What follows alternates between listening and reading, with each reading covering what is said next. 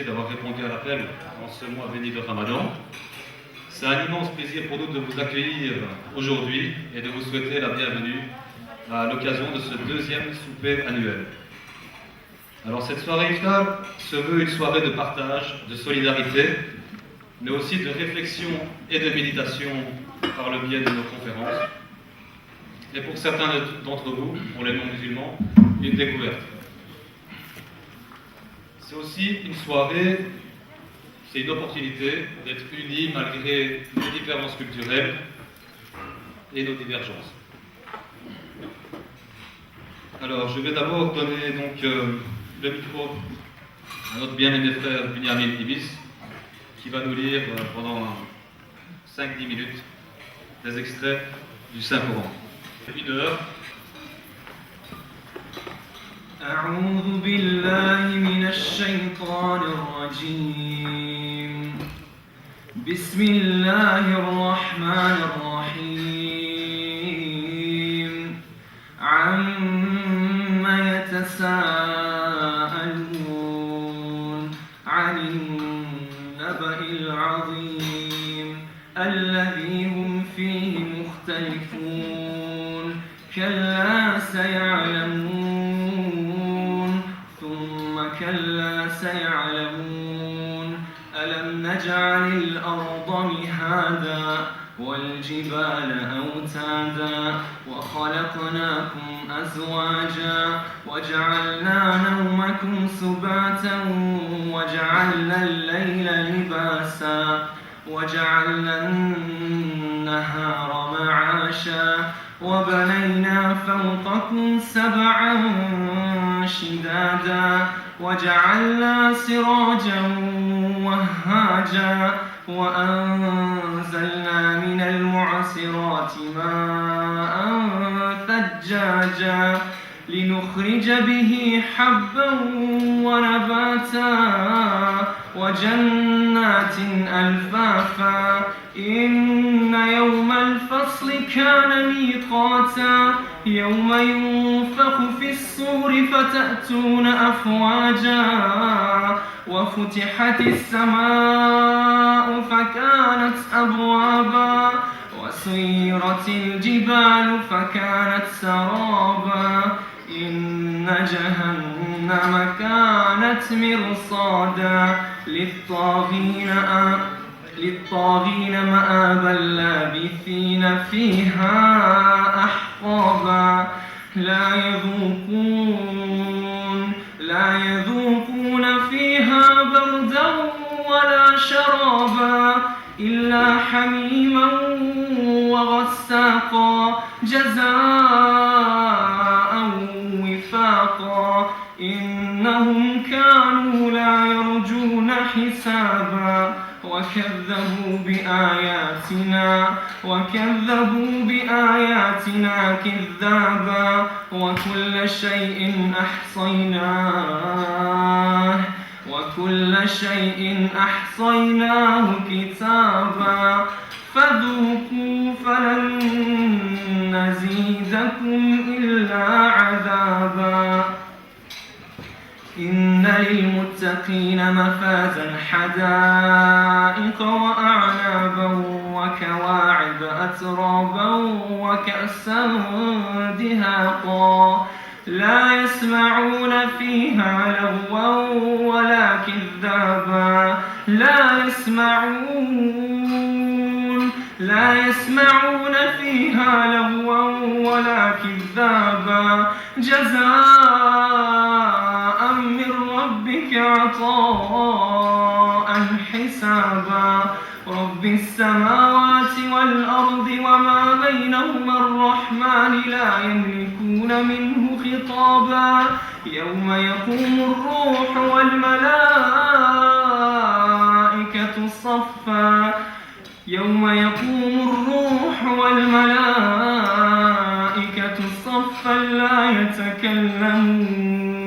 لا يتكلمون إلا من أذن له الرحمن وقال صوابا ذلك اليوم الحق فمن شاء اتخذ إلى ربه مآبا إنا أنذرناكم عذابا قريبا يوم ينظر المرء ما قدمت يداه ويقول الكافر يا ليتني كنت ترابا.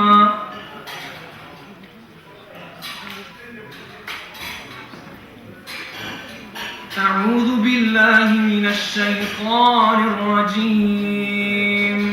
بسم الله الرحمن الرحيم.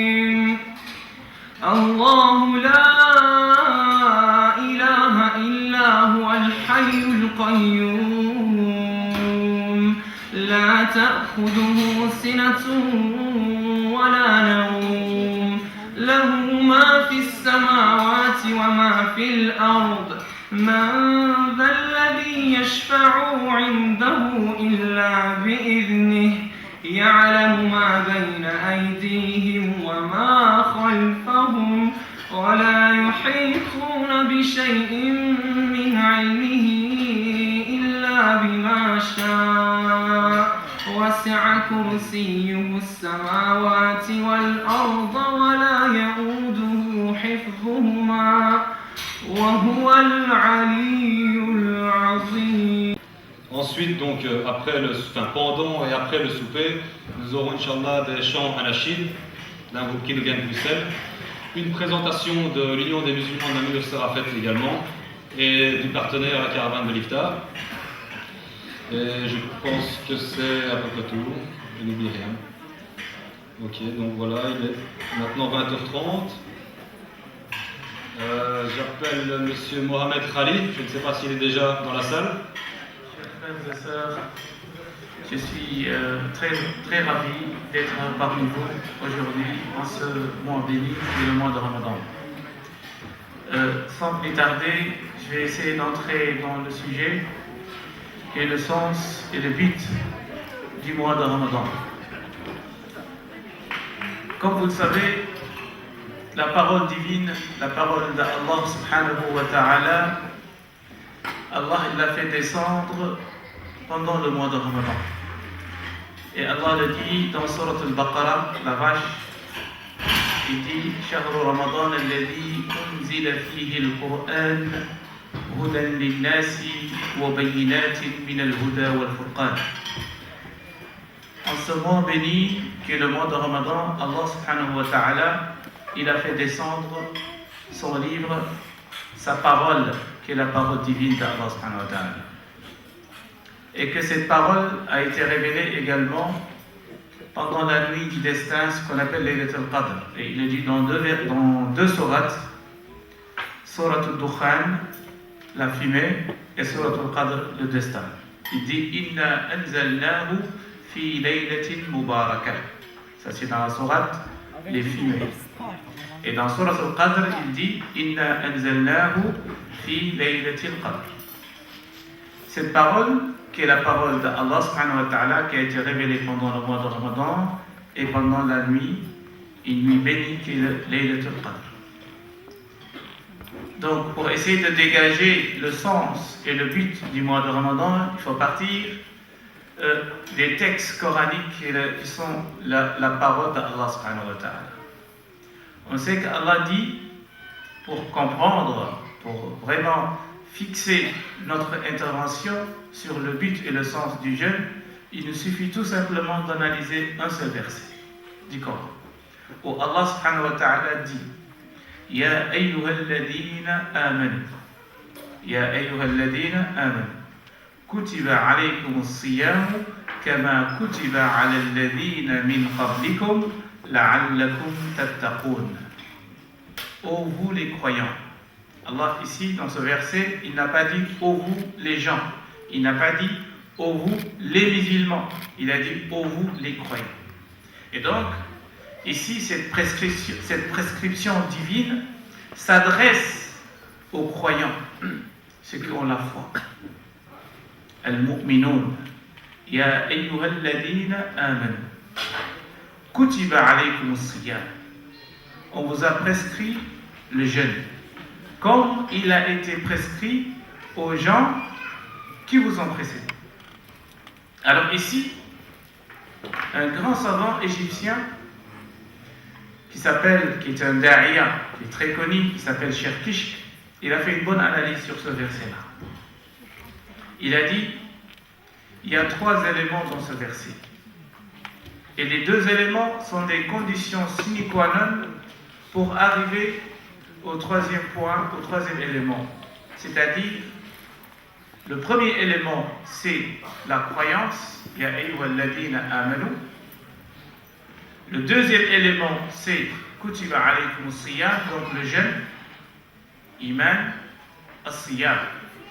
3e point, c'est at-taqwa, la'allakum tattaqoun, pour que vous ayez la piété ou la crainte révérentielle de Allah subhanahu wa ta'ala. Et donc le but du jeûne, le sens et la finalité du jeûne, c'est d'atteindre ce degré spirituel qui est la crainte de Allah, la piété ou la crainte révérentielle d'Allah subhanahu wa ta'ala, qui est d'ailleurs le but ultime de toute autre adoration prescrite par Allah subhanahu wa ta'ala. Toutes les adorations, leur but, c'est d'atteindre cette taqwa. Et donc, pour signaler sur ce premier point, c'est quoi donc la taqwa? Si le but du jeûne, c'est d'atteindre ce degré, c'est quoi la taqwa? C'est quoi la crainte révérentielle d'Allah subhanahu wa ta'ala?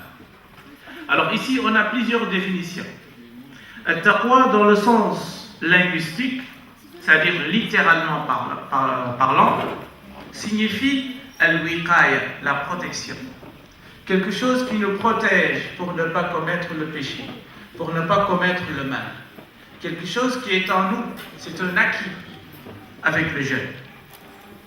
Et donc, c'est la raison pour laquelle, quand un grand compagnon qui était Amir al-Mu'minin, Omar ibn al-Khattab, radiyallahu anhu, un jour, il a interrogé un autre compagnon qui s'appelle Ka'b al-Ahbar. Il lui dit, c'est quoi taqwa? Mat-taqwa, c'est quoi? C'est quoi la crainte de Dieu? C'est quoi? Et ce compagnon répond ceci.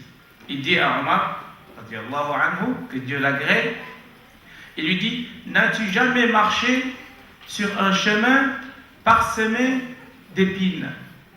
Est-ce que tu as déjà marché sur un chemin qui est parsemé d'épines? Est-ce que tu as déjà marché sur ce genre de chemin-là? Omar lui dit, bien sûr, j'ai déjà marché sur ce genre de chemin. Il lui dit, qu'as-tu fait? Il dit, shammart wa haddart. Al-tashmir, quand on dit shammart, ça veut dire que c'est tirer les vêtements comme ça. Pas pour se battre, hein, cette fois-ci. Hein. Mais ici, c'est pour faire attention. Et donc, il a tiré ses habits comme ça, en haut. Et il dit, wa haddart. Et j'ai fait attention. J'ai été prudent.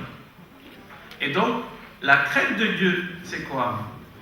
La crainte d'Allah subhanahu wa ta'ala, c'est quoi? C'est le fait d'être dans une alerte extrême et d'être dans l'attention de ne pas tomber sur le péché. Les épines, ce sont les péchés, et donc le musulman, il doit faire en sorte de ne pas commettre le mal. Cette attention-là, cette autosurveillance qui nous permet et qui nous donne cette immunité et cette protection pour ne pas tomber dans le péché. La taqwa.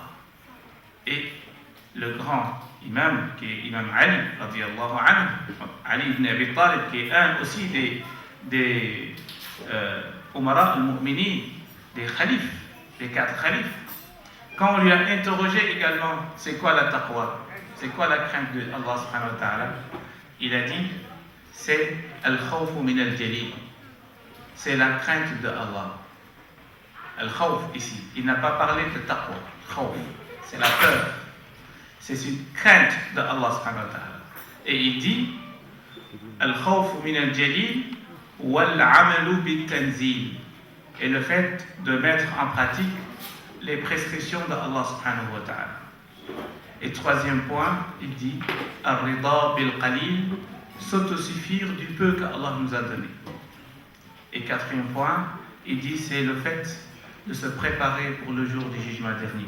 Al-isti'dad li yawm ar-rahim. Ces 4 points définissent ce qu'est la taqwa, ce qu'est la crainte d'Allah subhanahu wa ta'ala. Alors, parmi les buts et le sens et les objectifs du jeûne également, c'est le fait d'avoir une maîtrise de soi, d'être un homme. Quand je dis homme, c'est avec un grand H, c'est-à-dire l'homme et la femme. D'être le maître de soi. Le jeûne nous permet d'être le maître de soi-même. Comment? Le prophète Mohammed sallallahu alayhi wa sallam, il dit: si vous êtes en état de jeûne et que quelqu'un vous insulte ou vous offense, in shatamahu ahad ou sabbahu falyaqul inni comment? Inni sa'im. Si quelqu'un vous insulte ou vous offense, il faut répondre: je suis en état de jeûne. Alors ici, il y a une question que l'on doit se poser. Pourquoi il a dit si vous êtes en état de jeûne? Alors qu'on sait que le musulman, il est censé, même s'il n'est pas en état de jeûne, si quelqu'un l'insulte, il ne doit pas répondre l'insulte par l'insulte. Ça, c'est le comportement idéal de l'islam. On doit avoir un comportement qui est basé sur l'éthique. Car le prophète sallallahu alayhi wa sallam, il n'a été envoyé que pour parfaire les bonnes conduites. Innama bu'istu li utammima makarim al-akhlaq. Et donc pourquoi précisément le prophète sallallahu alayhi wa sallam, il dit si vous êtes en état de jeûne. Là, il veut nous apprendre que le jeûne ou le mois de Ramadan est une école spirituelle. Est une école pour éduquer le musulman. Est une école pour se purifier. Madrasa Ruhiyya Tarbawiyya, école spirituelle éducative pour le musulman. Et donc, ce qui veut dire quoi? Ce qui veut dire que pendant un mois ou 29 jours, vous arrivez à résister sur celui qui vous offense, qui vous incite, pendant 29 jours ou pendant 30 jours. Après les 30 jours, vous êtes blindé. Vous avez une humilité, vous avez cette taqwa. Vous avez cette protection intérieure et que vos nerfs, vous avez maîtrisé vos nerfs. Et qu'après le mois de Ramadan, si quelqu'un vous incite ou vous offense, ça ne vous dit plus rien. Parce que pendant un mois d'exercice, vous avez déjà l'habitude. Maîtrise de soi, les nerfs. C'est valable également pour les désirs. Pendant le mois de Ramadan, je suis en état de jeûne. J'ai mon frigo où moi-même j'ai été Aldi ou Deleuze ou GB ou ailleurs, Lidl. Et donc j'ai fait mes courses. Les choses que j'aime, les yogourts, l'escalope et tout ce que vous aimez.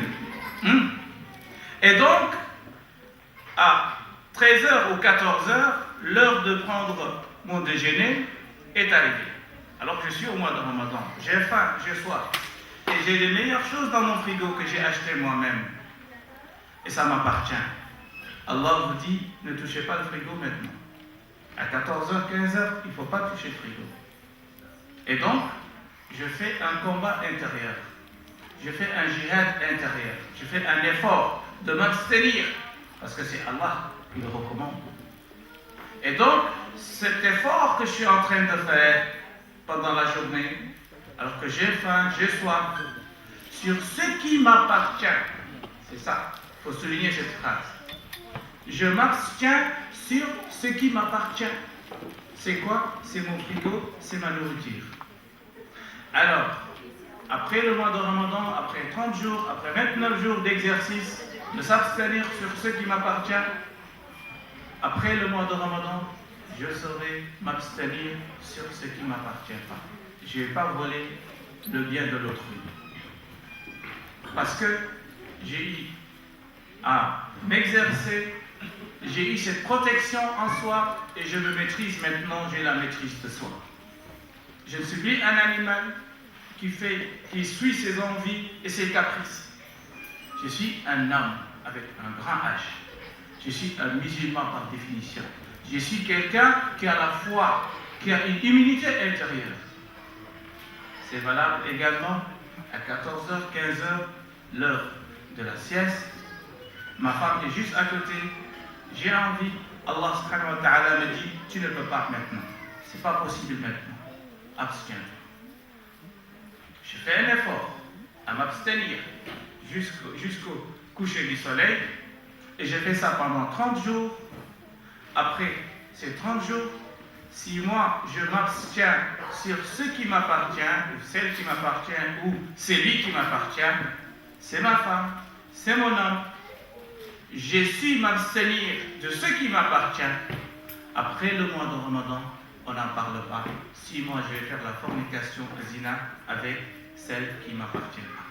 Et donc, vous voyez cette réflexion, la maîtrise de soi pendant le mois de Ramadan. C'est une hikmah, c'est une sagesse.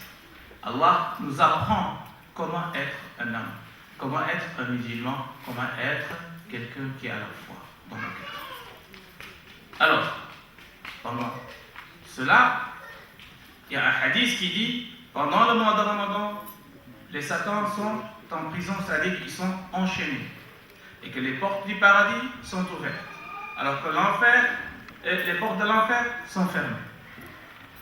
Mais la question qui se pose, c'est quoi? C'est qu'on voit des musulmans qui commettent toujours le péché pendant le mois de Ramadan. Si le Satan est en prison, si le Satan il est enchaîné, pourquoi le musulman continue à commettre un péché?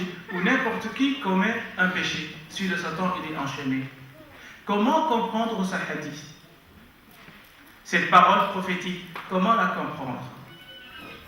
Cela signifie que pendant le mois de Ramadan, le Satan il est réduit. Sa force elle est réduite. Il n'a plus les mêmes capacités et l'emprise qu'il avait sur nous. Pourquoi? C'est parce que l'être humain, il a des désirs, il a des caprices, il a des passions, et tout cela est animé par la nourriture. Alors, quand la nourriture est diminuée dans notre corps, on a faim, on a soif, les désirs, les caprices, les pulsions, tout ça se diminue. Et donc, il a moins de chances de nous faire tomber dans le péché. Et c'est la raison pour laquelle le Prophète sallallahu alayhi wa sallam il dit, le ventre du musulman doit être divisé ou scindé en 3 parties. Une partie pour l'eau, une partie pour la nourriture et une partie pour l'air pour respirer. Alors, à ce moment-là, que le corps est faible, les désirs également sont faibles, sont réduits. Et à ce moment-là, le Satan, c'est pas parce qu'il est enchaîné, c'est une métaphore ici qui signifie tout simplement qu'il n'a plus les mêmes capacités de nous faire tomber dans le péché. C'est ça la compréhension du texte, de la parole prophétique de Sayyidina Muhammad sallallahu alayhi wa sallam. Alors on sait également que le jeûne, il a des particularités, plusieurs. Le Prophète sallallahu alayhi wa sallam nous dit « Sumu tasihhu » Si vous jeûnez, vous aurez la santé. Mais ce n'est pas seulement la santé corporelle, la santé également du cœur. Le cœur, il va être soigné des turpitudes, de penser le mal et de commettre le mal ou bien de planifier le mal. Sumu tasihhu. C'est la médecine prophétique de Sayyidina Muhammad sallallahu alayhi wa sallam.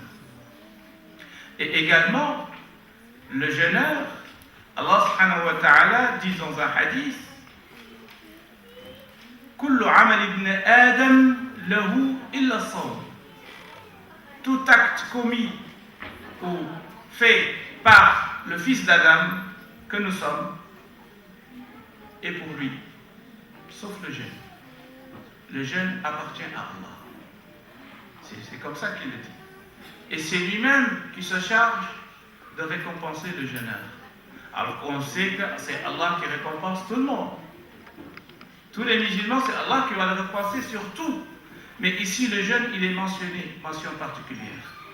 C'est Allah qui va récompenser le jeûneur. Pourquoi? Pourquoi ce privilège? Pourquoi cette faveur qu'Allah accorde au jeûneur? Parce que le jeûneur, il a fait un effort inouï, un effort extraordinaire qui dépasse la capacité même des anges. C'est extrêmement important. On sait que l'être humain, il est entre deux créatures.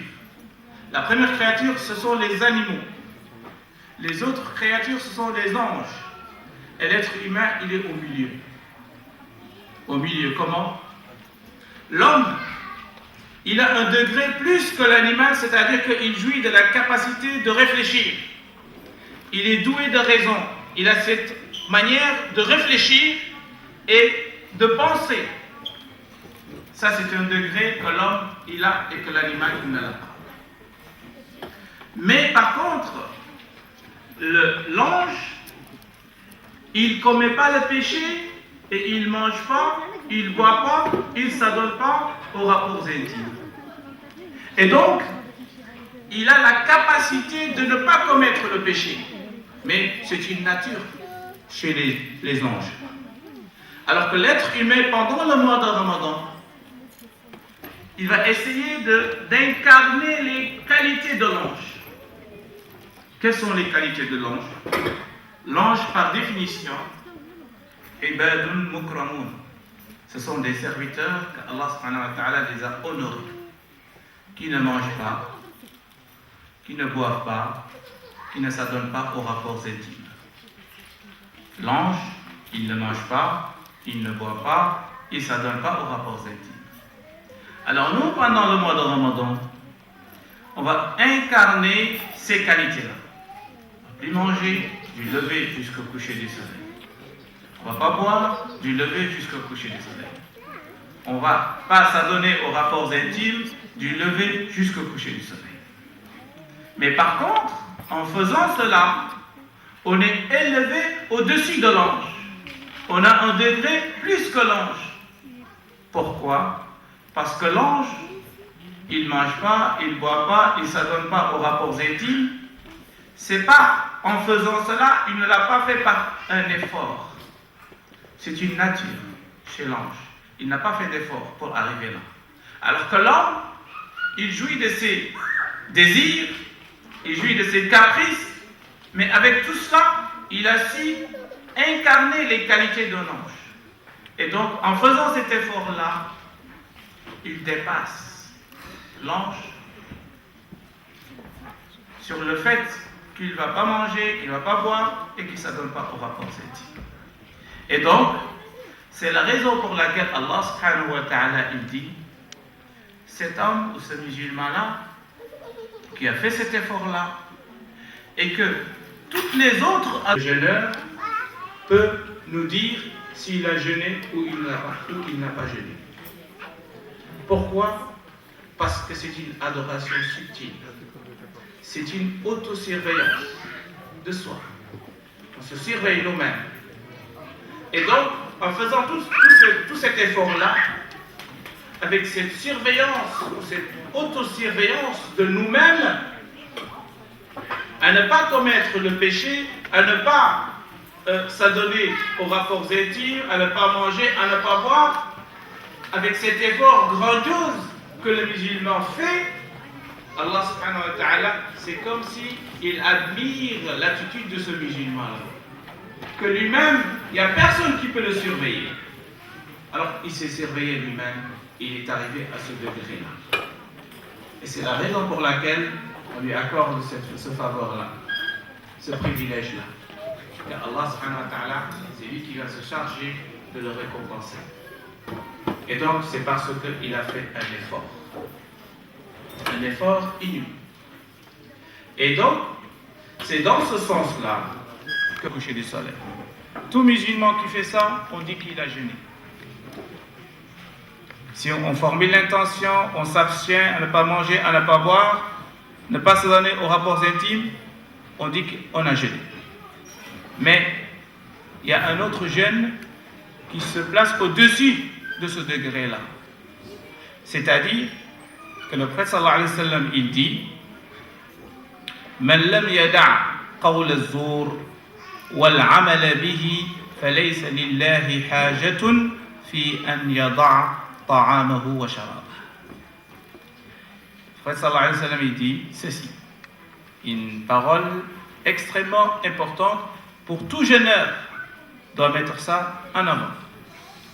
Il dit c'est lui qui ne s'écarte pas du mensonge ou du faux témoignage ou des vulgarités. Allah subhanahu wa ta'ala, il n'a pas besoin qu'il abandonne, qu'il s'abstienne de ne pas manger, de ne pas boire, de ne pas s'adonner aux rapports intimes. Allah, c'est pas parce qu'on n'a pas mangé, on n'a pas bu, on ne s'est pas donné aux rapports intimes, on pense qu'on a jeûné. Alors que si le monsieur d'un côté, il fait un petit mot mauvais ou bien il parle sur le dos de l'autrui, il doit savoir que son jeûne, il n'a pas encore jeûné. S'il pense des mauvaises choses dans sa tête par rapport aux autres, il fait de la médisance, il ment, il vole, tout en étant dans un état de jeûne, à ce moment-là, on ne peut pas considérer qu'il a jeûné. Mais par contre, les juristes musulmans, ils vont nous dire cette personne, il a jeûné ou elle a jeûné. Pourquoi? Parce que eux, ce qu'ils regardent, c'est quoi? Ce sont les piliers du jeûne. Est-ce qu'il a respecté ce qu'on appelle le jeûne? L'intention est s'abstenir, de ne pas manger, de ne pas boire et de ne pas s'adonner aux rapports intimes du lever jusqu'au coucher du soleil. Si tu fais ça, on dit que tu as jeûné. Mais le sens du jeûne n'y est pas. C'est le fait de ne pas mentir, de ne pas voler, de ne pas faire la médisance, de ne pas faire l'ostentation, etc. Parce que le jeûne, comme je l'ai dit au départ, c'est une école d'éducation spirituelle qui éduque le musulman. Si on sort du jeûne, si le mois de Ramadan termine, Inch'Allah, on doit se sentir qu'on est purifié. Qu'on est purifié et qu'on est devenu un homme avec un grand H, c'est-à-dire qu'on a la maîtrise de soi, qu'on a cette crainte d'Allah subhanahu wa ta'ala qui nous permet de ne pas commettre le péché. Et donc, le but ultime du jeûne, le sens du jeûne, c'est atteindre ce degré spirituel, cette moralité, cette purification de notre être par rapport avec le jeûne. أقول قولي هذا وأستغفر الله لي ولكم والسلام عليكم ورحمة الله تعالى وبركاته.